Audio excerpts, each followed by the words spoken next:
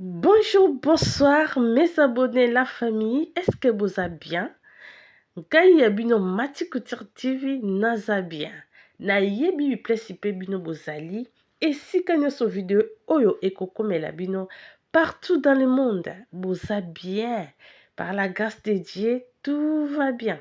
Tout va bien. Zambe alo alalaka toujours na mpandi na biso. Yeme yenza komba. Ah. Voilà, na sepeli lokola boza bien. Et puis beaucoup la vidéo oyo.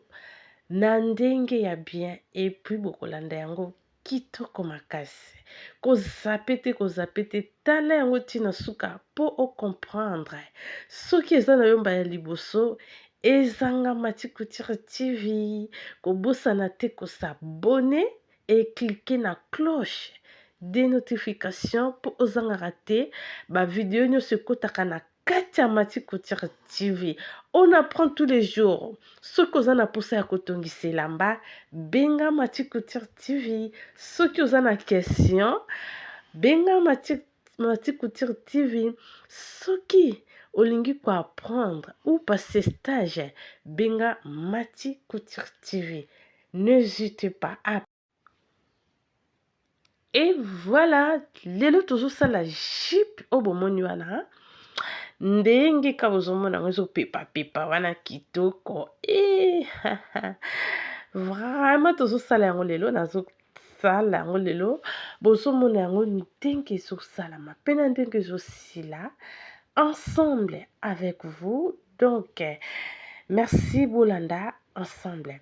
Jupe oyo bomoni eza déjà ne elamba nango. Elamba ekota pe déjà na kati ya Mati Couture TV. Ndenge kaka ezalaka montage ekendaka malembe elamba esalama me montage ezokende malembe client mpe eza zwa na ye. Ezokende ka malembe. Elamba bomona mpe se ekota ba question mpe ya ebele mpona elamba yango. Me jupe nango yango lelo sikoyo tozosala jupe yango. Ensemble na bino tolanda. Ndenge ka nalobi jupe se katama vraiment yango yo. Mais sikoyo tozosala montage nango na finition. Vraiment eza jupe moko kitoko pe simple ya kolata. Donc nasoki longueur nango eza 98 otobengaka 80 18 88 wana sikoyo nazo tracer eza place ya hanche nango ya tour de bassin nango likolo tina se wana nakiti yango na 22 wana. Après nakokita lisusu a partir ya 22 wana ti place na ti mettre riba na ngana na kiti yango na 50. Nakiti yango na 50 mpona nini parce que eza côté ya genou. Donc genou yango wana place moi poisson wana ezokota nazwi yango na 50 cm.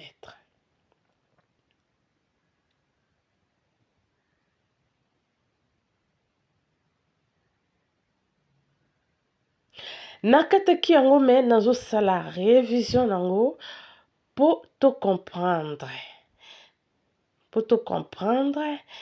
Et là maintenant ce que nazosala o ezali nazo mesurer mesure à hanche.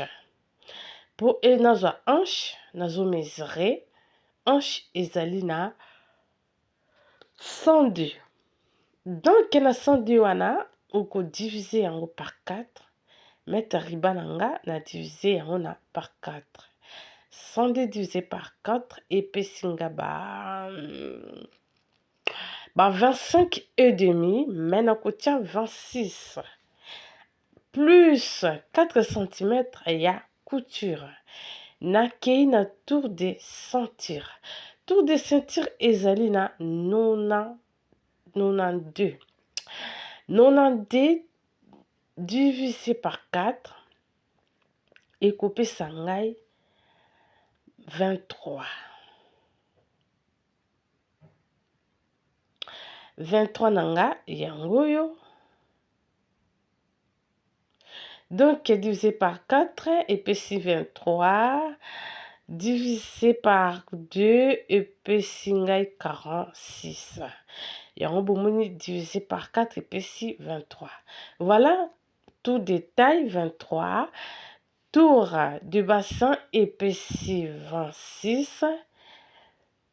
Après wana likolo nazokita mpona zwa pince nazwi na 10.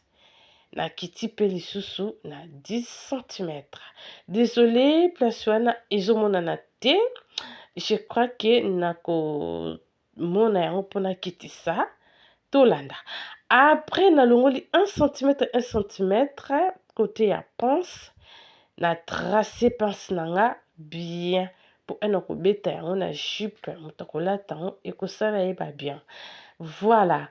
Nakokanga yango na 1 cm place wana. Voilà sikoyo loka nasali bongo awa sikoyo nazo calculer oyo ezali nazo tracer oyo ezali tour de taille et puis nakiti na tour de bassin. Après nakiti côté ya se wana pesi nalobi genou na trait wana ya se oyo tokitaki na 50 cm. Kobosana te mesure ya valeur à couture. Donc valeur à couture okoki kozape yango te parce que soki ozape yango omemi ngambo na client akoki koya monene ou bien koki ye te okofongola yango na nini. Kotia mesure ya valeur à couture eza très important. Yango bomoni nga na tie valeur à couture wana na 4 cm. Eza jupe en panne ekozala monene efungwama nango. Donc kuna nakiti nanga pe na se nakiti yango sous forme ya poisson.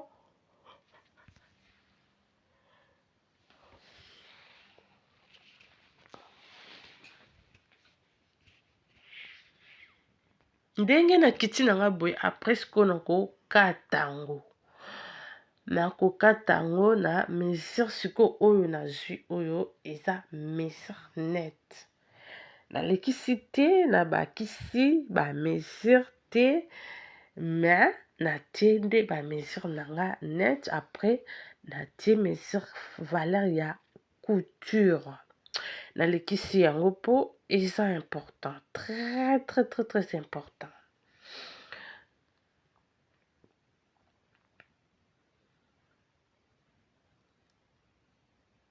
Soki nasilisi wana après nakati yango awa sikoyo natandi sikoyo partie mosusu ya elamba na se mpona calquer partie nanga oyo na kati ya dos oyo ya likolo oyo eza partie ya nsima. Après na calquer yango natia yango likolo ya tisi oyo mpona kata partie ya liboso. Voilà sikoyo partie ya liboso ekozala deux parties ekozala plié te. En fait bomoni nalekisi partie oyo ezali liboso awa pesi nazo calculer wana na tie mètre riban nalekisi 22 cm. Pourquoi? Parce que eza partie ya liboso ezalaka croisé ndenge tokangaka liputa boyebi ba mama tokangaka liputa moko eke na gauche tobwaki na gauche tobwaki na droite. Yango bomoni nalekisi 20 cm wana. Nakoki kokata yango te na ndenge nakateli partie oyo ya nsima na mesure nango wana ekokoma jupe normale eza su jupe en panne te.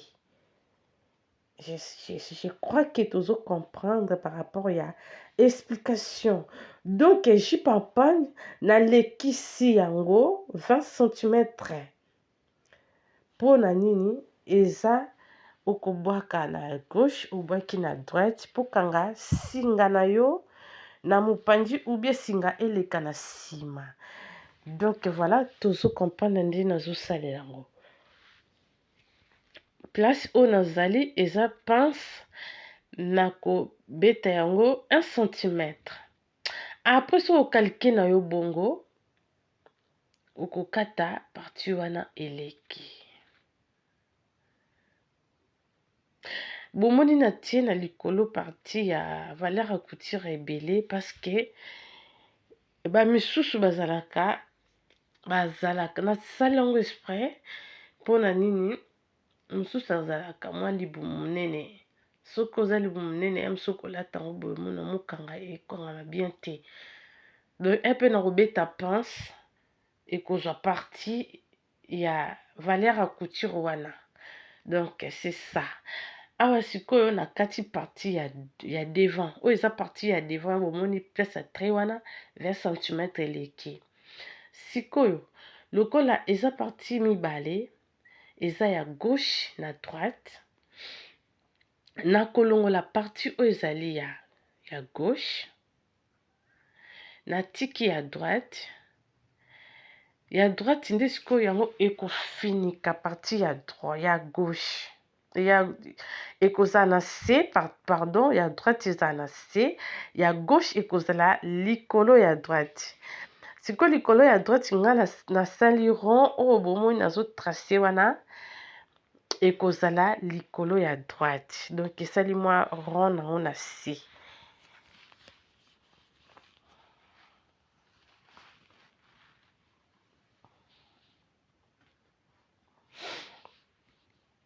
et voilà bomoni rond yango nasali yango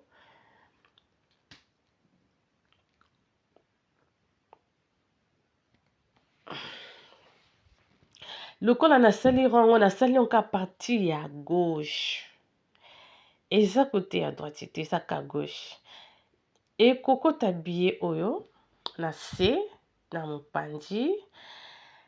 mopanzi kokota billet wana après nakotia yango ceinture ça veut dire ekozala na bandi moko wana likolo ya luketo nakobeta yango ekosala comme singa soki olingi okanga liputa yango donc okokanga yango na singa voilà maintenant ce que tobandi montage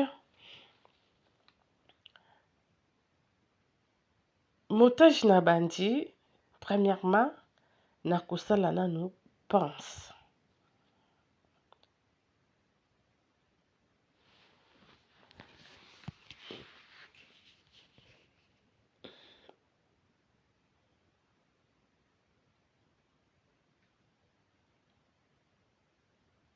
nazobeta pince wana nalobaki nazobeta yango na 1 cm omoni natiaki batrait wana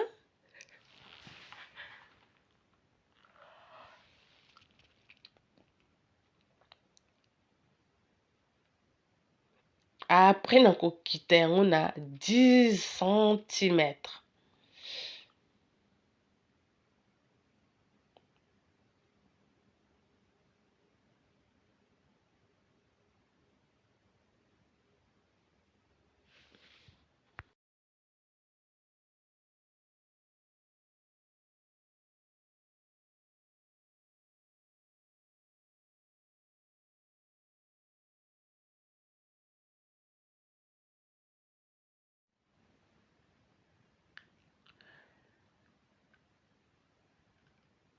awa pe nazobeta susu pince oyo eza partie ya nsima nazobeta yango pince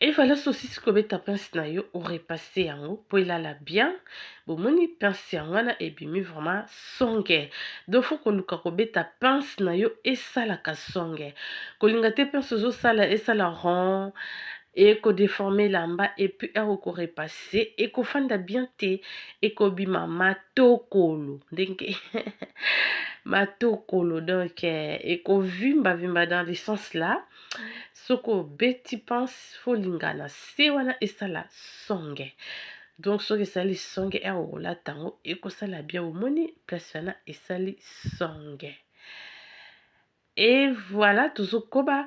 Mais siko tozosala nini faut tokangisa sikoyo jupe na mipandi na ba mesure oyo nyonso tu tozwaki.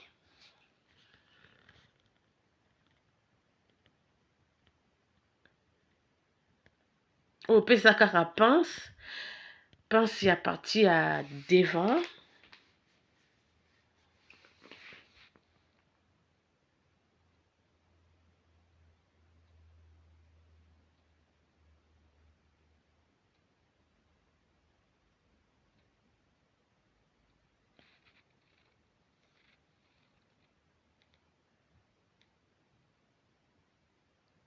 Voilà ce qu'on a ligne na rassembler.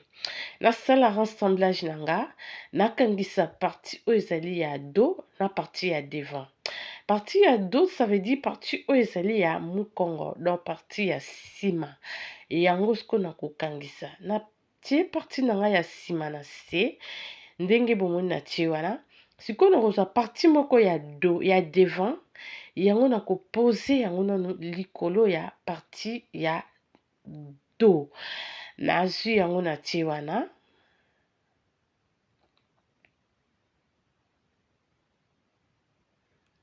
Nakomesure yango na mesure oyo nakatelaki. Mesure nakatelaki nakozwa tout détail nango.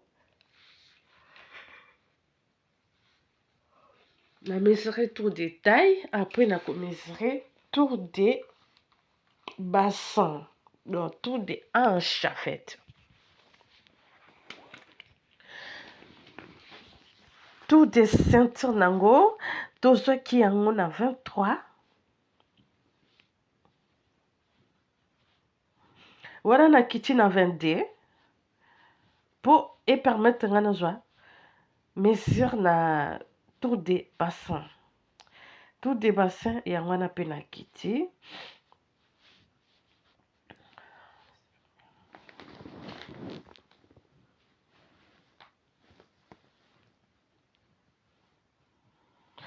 Voilà au tracé na yo. Tracé yango siko na sous forme kaka ndenge jipeza. Aux conditions qui obatela kaka ba mesure na yo ozwa ngo bien. Wana na se ndenge nalobaki okokita nango penza esala sous forme ya poisson. Donc jupe en panne ya poisson. Kitoko.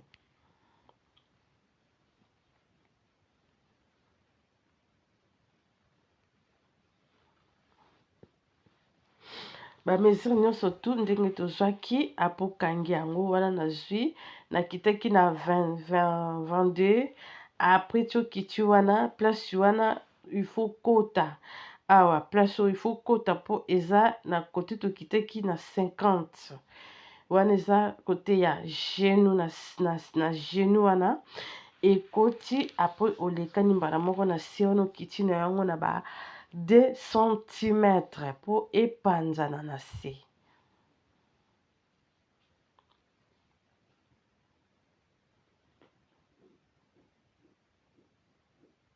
Voilà ce que vous moni awa nazo panzana nanga na kiti yango siko na 2 cm ti na se eza kaka 2 cm.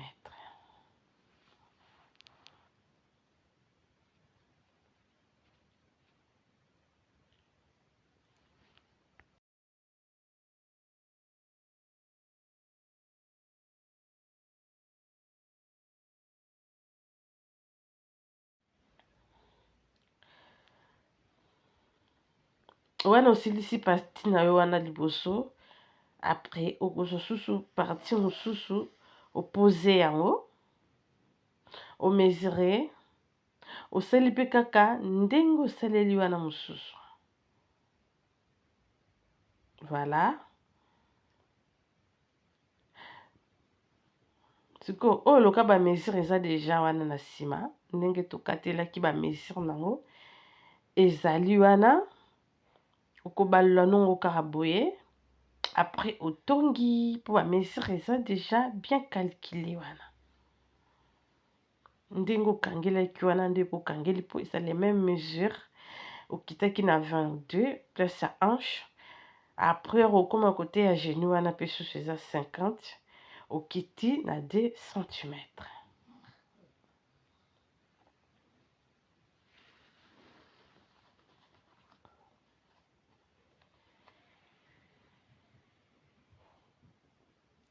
Et voilà, so osisi sikoyo kosala wana okangi ba jupe sikoyo oyo ezali partie oyo ezali ya droite partie ya gauche pardon, nabeti yango ourlet partie oyo kokota na kati nabeti yango ourlet na mopandi donc ourlet de 2 cm nakobeta yango ti na se donc 2 cm mama faut calculer 2 cm nakotia yango billet te parce que yango ekokota tokanga liputa tokotisaka nanu apres tolekisi nini parti mosusu likolo donc ndenge ezali yango nabeti oyo ourlet ekokota billet te.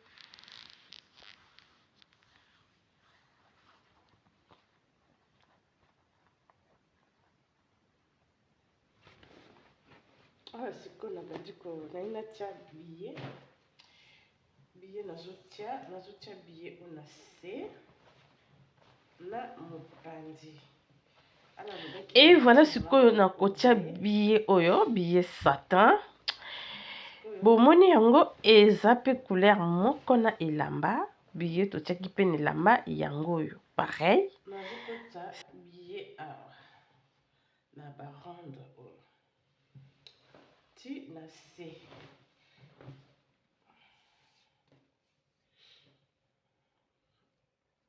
Donc yango oyo nazwi billet na ngai billet satin nazopoza yango siko awa nakozwa yango natia yango boye nazwi yango natie nango boye awa namemi yango boye après nakotisi yango boye apres na tournisa yango boye napose yango naokende yango kaka direct eya na basorti ebele okokotela billet me nakotina na mbele oyo to comprendre.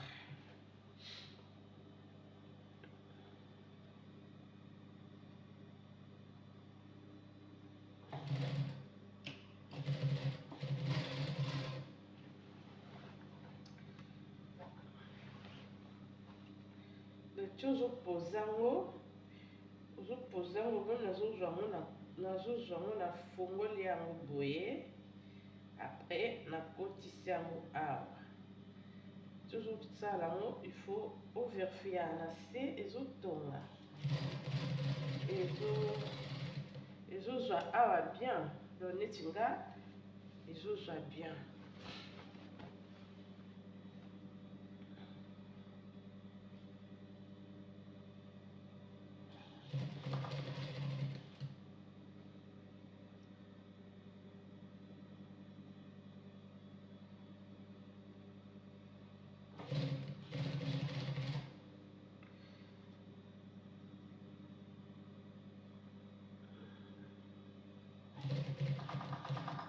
nazopositionne yango mpenza bien sikoyo na awa place ekota wana il faut vraiment otala yango bien soki ekoti donc faut tala bien soki ekoti bien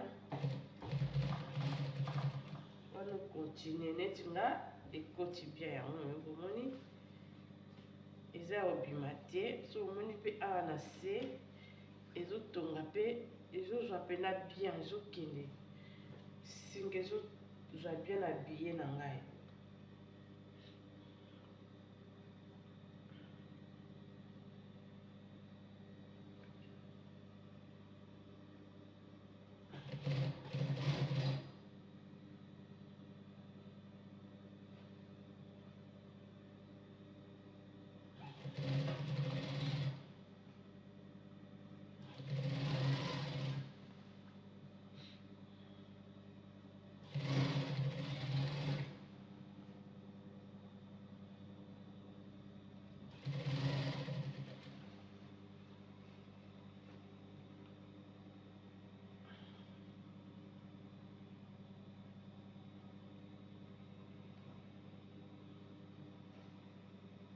awa pe susu rondre wana nakotisi yango mpena na kati apres nakitisi boye nati ozokotisa yango fotala eske ekoti bien neti nga ekoti bien wana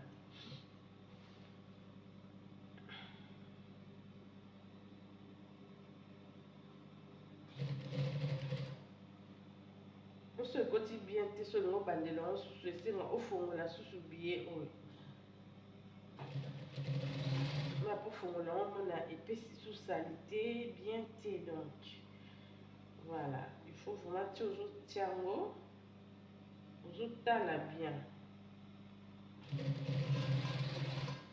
apres continue na yango ntina se asiko nangi natia basinga oyo apres avoir kosisa kotia biye na yo oyo eza singa sikoyo ya luketu mpo ekangama ekolata yango okanga yango na singa oyo donc voilà nakateka singa yango mo molai eza molai sikoyo kosala nini olekisi na yo ba quelques centimètres na konte te natangi pe te na mesure pe te tala yango naye nango kaka na pose awa na pose boye apres natie na ngango na machine tongi kaka 1 centimètre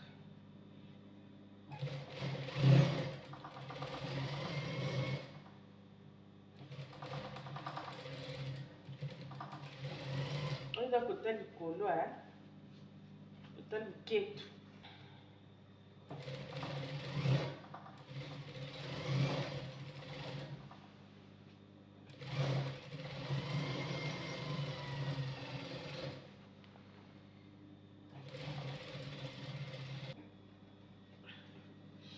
moni eza mwa mokuse mpona bamba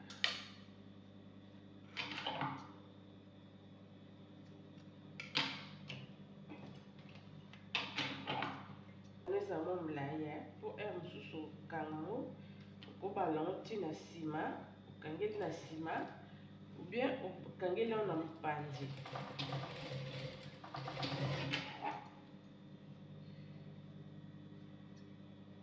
donc voilà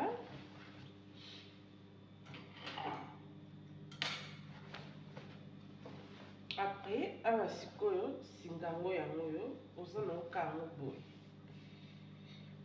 mais nakopréféré osala yango boye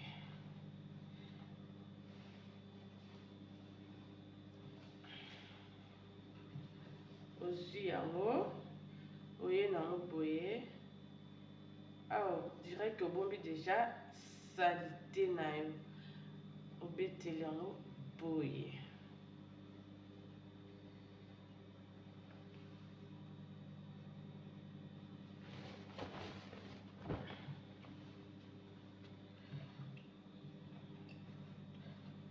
okozwa singa na okanda eza boye oye awa oye nango ogumbi yango moke awa ogumbi yango su boye oye su awa ogumbi yango donc plie yango ante apokotisa yango boye omo nde nazokota yango oplie yango ante apopose na machine awa mpe nazokontinue kaka koplie yango ntonga yango nazo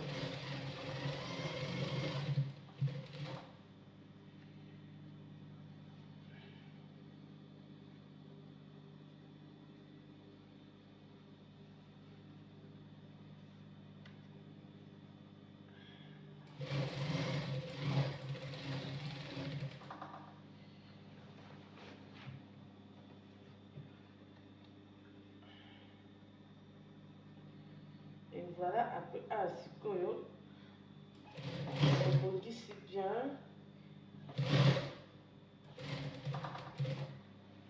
sikoyo fo otonga oyo emonana te. Okumbi yango boye, oyo susu awa oplie yango. Plie yango en deux parties. Plie yango en deux fois. Plie yango na deux fois. Po oyo salite oyo emonana te, ozongisa yango su boye. Voilà sikoyo ezobima awa propre mbala moko.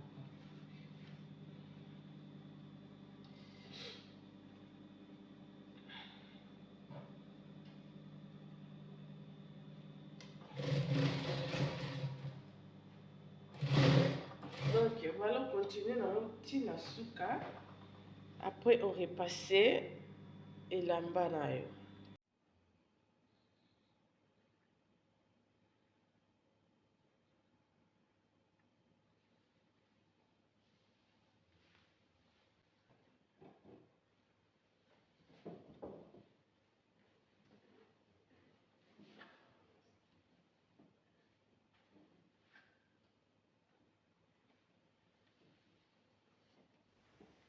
Et voilà, jipi yango esili bomoni ndenge bimi. Rentre na biso tozwaki yango ya misato wana likolo na se. Ebimi kitoko nde omoni kaka manka azolata yango. Voilà. Liputa. Donc jipe en panne comme des pannes en fait. Donc jipe poisson en panne. Okoki kokanga yango mopanzi wana. Okangi bongo ou bien olekisi na yo yango na nsima. Biolekisi yango na nsima boye okangi yango mpe lisita na nsima ndenge kaka bomoni manka bimi kitoko. Vraiment cosité te. Abonne-toi na Matikutire TV. Musala bien, musala propre, mon propre. Ebimi propre makasi, vraiment. Donc kende ka bomoni yango ebimi penza kitoko penza yango. Eza elamba osi kotana kati ya Matikutire TV modèle likolo. Bokomona yango soki botali yango bien bokomona yango.